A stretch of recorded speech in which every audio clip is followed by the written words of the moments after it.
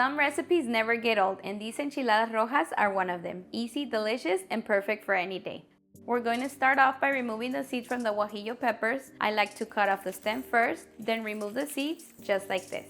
And for the filling, I'm using 1 queso fresco, crumble it into a bowl, then add half of a diced white onion, mix everything together, and set it aside. Now in a saucepan, we add the 10 guajillo peppers, 5 chiles de árbol, and enough water to cover them. Set the heat to medium and boil for about 10 minutes. It's been 10 minutes and now we transfer everything to the blender. Here I have half a teaspoon of oregano and 1 teaspoon of salt, 2 garlic cloves, quarter of a white onion, and 2 cups of the water we used to boil the chiles. Now we blend. And this is the consistency that I like. If you want it a little thicker, just use less water. Next, we can start frying the tortillas. My pan is set to medium heat and we add some oil. Once the oil is hot, we dip the tortillas in the sauce, just like this, and we fry.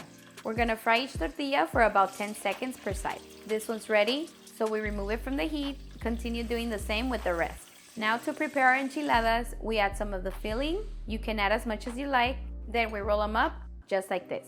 Today I'm making these with just cheese, but you can also add chicken, carne molida. Now we top them off with some crema mexicana, some lettuce, and more of that delicious filling. And they're ready to enjoy. All right guys, so now for the moment of truth. Cheers!